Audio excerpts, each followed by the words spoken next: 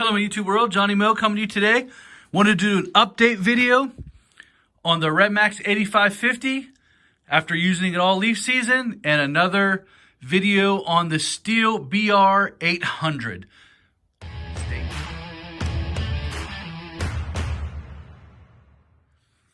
Hello, my YouTube world. Johnny Mo, like I said in the intro, wanted to do an update video. Now that I've used this pretty much all leaf season now, I'm going to share with you my thoughts. And then I also want to do a little bit of an update on the stihl BR 800. It's been a full year with that. Give you my thoughts on that blower. And then I want to compare the two. So let's get into this. All right, so right off the rip, my first video I had a complaint about this plastic right here. It's lasted actually better than I thought it was. My initial review was I didn't like it. I thought it was chintzy.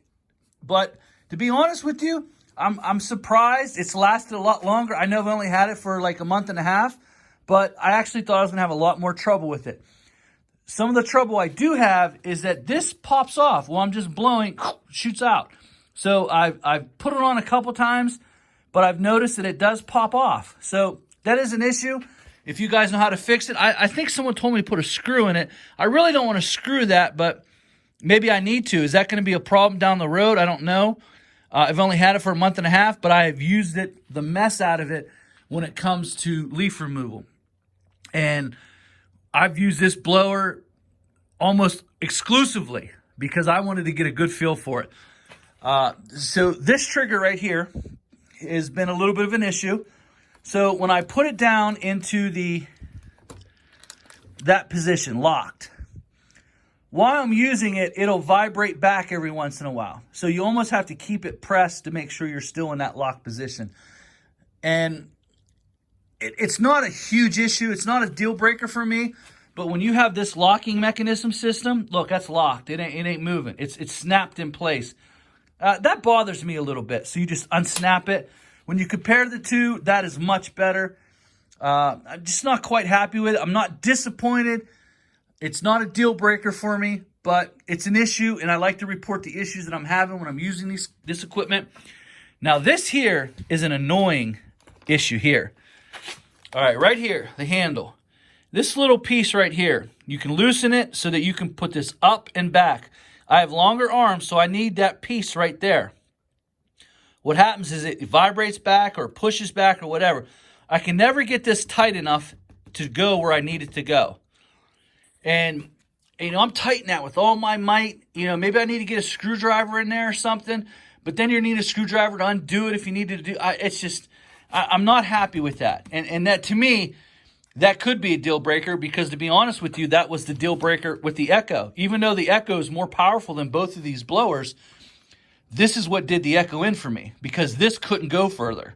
Now, this does go further and is comfortable when it's up here, but it vibrates back. With this, although it does come back, you can just snap that. If I can show you here, you just snap that back, push that forward, and re-snap it. Much easier system. As you can see, it's not fully all the way up. That means it's went back a little bit since I've been using it. But this doesn't go back as fast as this one does. The stihl stays up further than does the Redmax. That could be a deal breaker for me.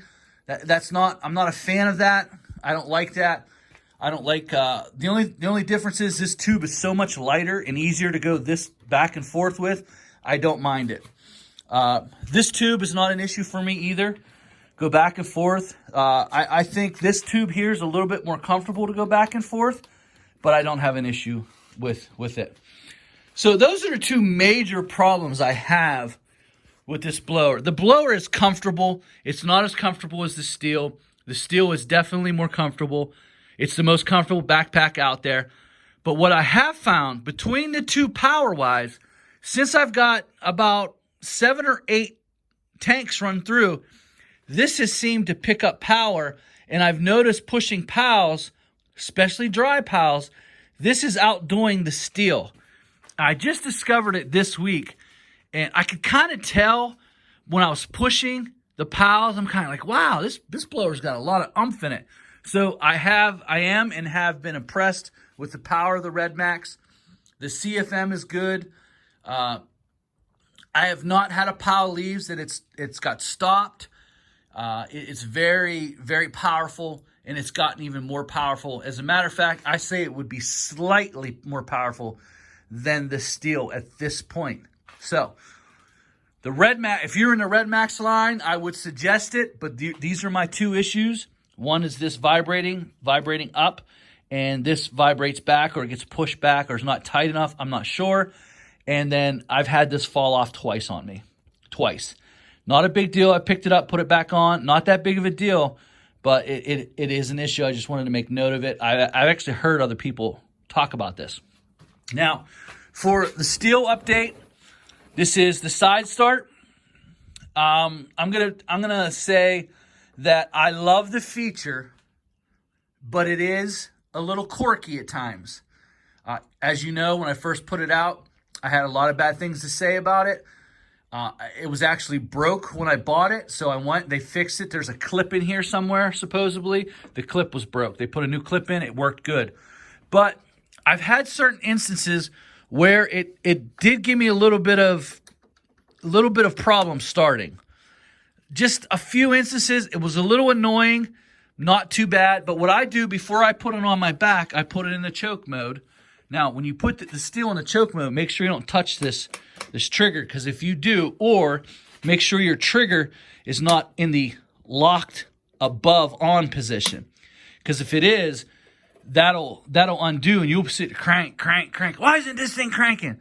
It's because you had this up, and you see that pulls that trigger in just a little bit, and what happens is that choke comes off automatically. Because as soon as you pull the trigger, the choke comes off automatically. Not a bad feature, but if you're not used to it, it will give you a fit. So what I do is I put this in the choke position before I put it on, and usually within 2 or 3 pulls, it's up and running. So not a big deal. I've had a few instances with this where it did give me some issues starting over this leaf season, like 2 instances where I had to actually take it off and figure it out. I've had no issues starting this. No issues at all. I do prefer this. This is a very nice feature. I use it quite a bit because I shut my blower off on my way back to the truck. Oops, notice I forgot to blow something. I don't have to take it off. I just rip it and start it. Customer comes talk to you. You can shut the blower off. You don't have to worry about it. You can just click it right back on. I have no issues with that, but I would remind you, this is a bit quirky at times. It's not 100%, wow, this is the best thing ever. It is an issue. I've had issues with it. When I first bought it, I got it fixed. I didn't have any issues. And then a couple times over the leaf season, I had a couple issues. Now, I want to say that because I use this the majority of the time because I was getting a good feel for this blower. So, this backpack is the most comfortable out of all that I've used. These straps fit me better. It's just a comfortable backpack. I really liked the comfort of it. The stihl, this is the one thing, because I'm going to make a change. I'm going to make a change for a couple reasons, but this is what I'm going to miss. I'm going to miss this telescoping tube, especially when you're doing leaves and you're in a flower bed, and being able to suck that tube back up in so that you can bring your arm up a little bit and go like this on top of the bush so you can get around the bush better. This you cannot, because this it's just a big tube. There's not much you can do with it. But I can telescope this, or I can pull it in. I really like that. I will also miss this triggering mechanism.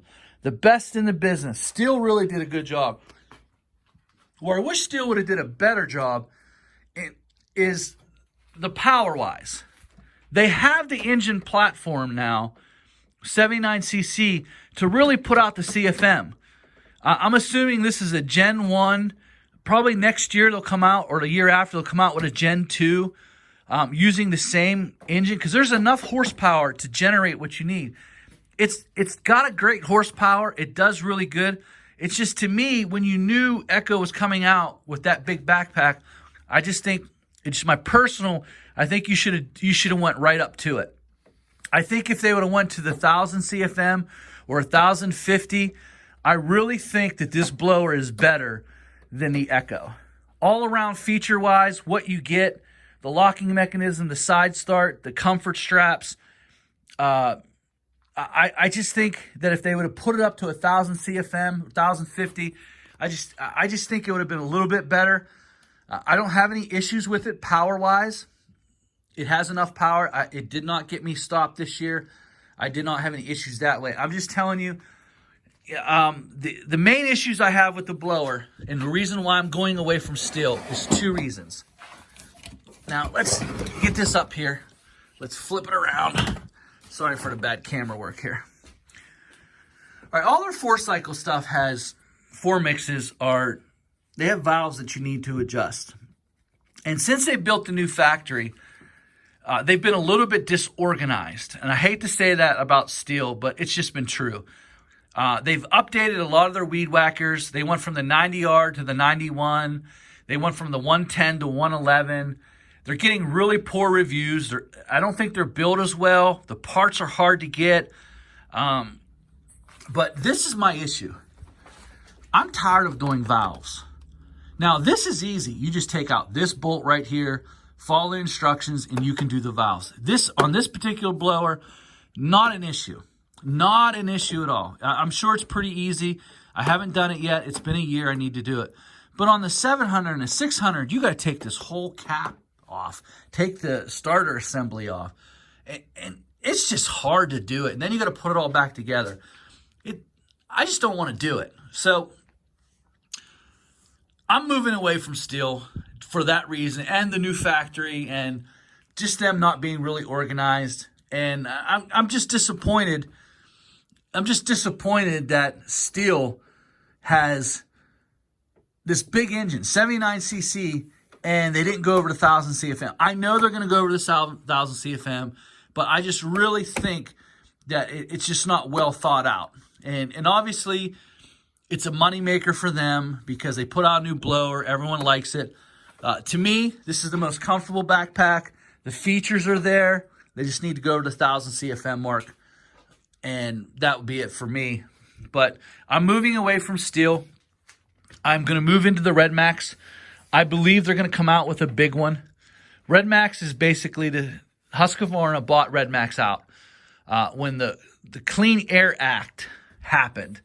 And they passed the Clean Air Act. That's when all the carburetors and you had to make your 2-cycle, had to be really, the fumes coming out had to be exhausted properly. Well, this company was the only company that could make a 2-cycle engine. It's called Stratosphere Technology. And this is the company, they really had a market on it. You know, Echo had to put a catalytic converter in their muffler. And as soon as they put that catalytic converter in their muffler, all their small 2-cycle stuff started running like poop. And started overheating the engine, started vapor locking all the time. That's why I originally moved away from them. And it just seemed like Redmax then got bought out by Husqvarna because every 2-cycle company knew they were in trouble with the Clean Air Act. That's why stihl actually came out with the 4-mix. They've sunk all their technology in this 4-mix. Now, there were supposed to be 2 parts to the Clean Air Act. The first part was enacted. The second part never got passed. So now you have these competing companies. I think Echo makes a great 2-cycle engine, but I think Redmax makes a better engine.